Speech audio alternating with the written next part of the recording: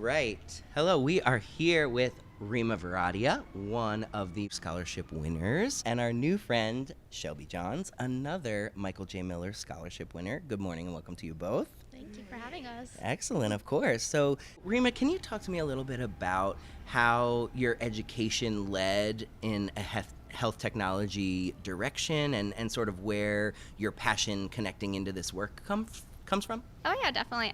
Growing up, I did like the Barbies, normal girl stuff, but I also liked being hands-on, like Connects and Legos. I loved building. And then growing up, like going to high school, you're trying to figure out where you want to go in your field. What do you want to do for the rest of your life? I mean, it's pretty daunting, I would say. Like, who knows what they're going to do forever, like for 30 years. That's a big commitment. So my brother, fortunately, he was like biomedical engineering is a great opportunity.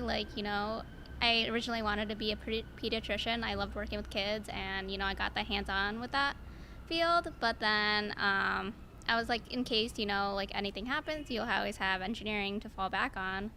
So I went for it, and then I realized med school is great, but I could not do another 4 years of education. I was like, engineering it is.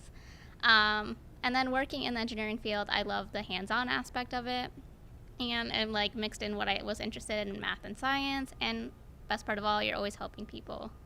Totally. Love it. Great. Shelby, we heard a little bit of Rima's story already, so can you tell us what is your scholarship story? Who put this on your radar, this opportunity? Who encouraged you to apply? How did that happen?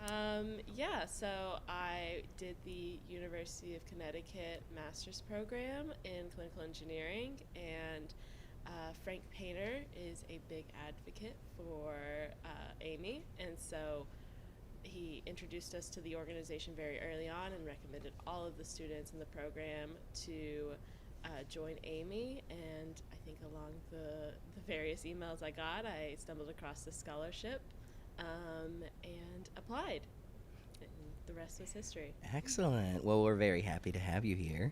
So can you tell me highlights of the conference so far, or maybe something you're still looking forward to here at the halfway point? What's been the most exciting or unexpected thing of your experience so far? It's been really great to meet other people at other children's hospitals. I'm currently at the Children's Hospital of Philadelphia, and so I've gotten to meet various people who work at the Children's Hospital of Alabama, Children's Hospital of Texas, and we've, exchanged ideas, networked, and so that's been really great to make those connections. I'm excited for the AAMI Gator Tank later today. Yeah, same here. I'm ready to vote for the best idea.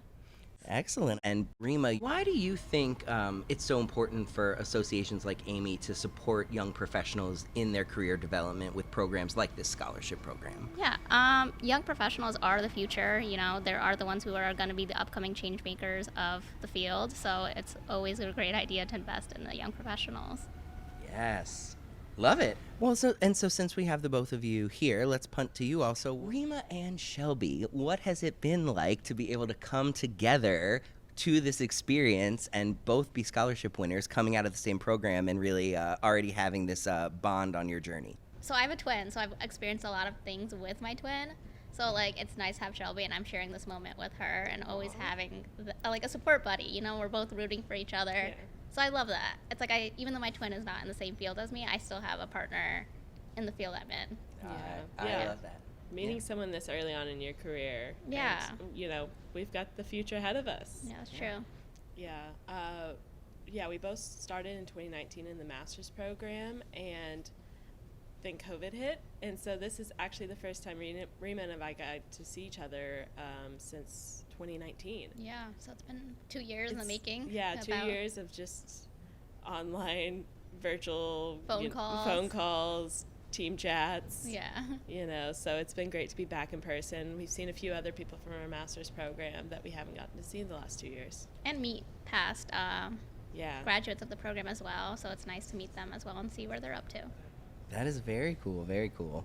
All right, so I have Rima's answer on this, so I'll punt to Shelby, and then we'll see if Rima has any follow-up. Why do you think it's so important for associations like AAMI to support the journey of young and emerging professionals with programs like this scholarship? I mean, we're the next generation. I think I've had multiple people here at AAMI Exchange tell me that, you know, we got to look to our generation to keep this field alive and thriving. So you're just investing in the future, and I think that's a really necessary thing that needs to continue. Yeah, I think also the young professionals bring a different outlook, different perspective that, you know, the older generation can learn from and grow their departments from as well. Wonderful, wonderful. Great answers. Thank you all. All right, so Shelby, can you give me a little bit of your origin story as far as like passion for health technology or STEM, or where, like, how did you get on that road earlier on in your life?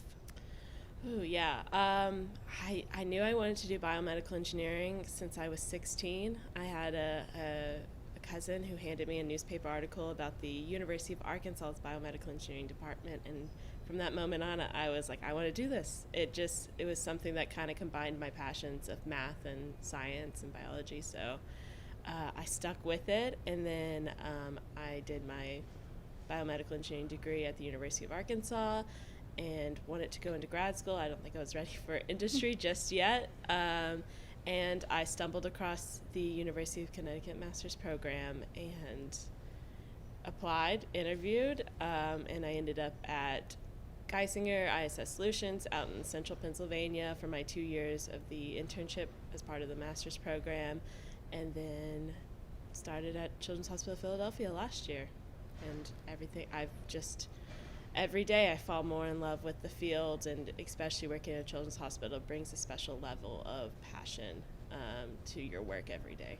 Yeah, each time the device breaks, she just loves it every time. I love it more. so much. Oh my gosh, that's wonderful. And you know, Pamela, our new CEO, has a long history at Children's. Yes, that was really awesome. I really enjoyed hearing her personal story. I know, wasn't that so nice? Oh, I was so thankful for Sue for like taking that moment on stage, because I was like, I think we like needed that moment to be like, you didn't have to give us all that, you didn't have and to. Mother, that just isn't that devastating? Tugged my heart. And then her own personal struggle. Yeah, it's wild. It's really a great connection. That's for real.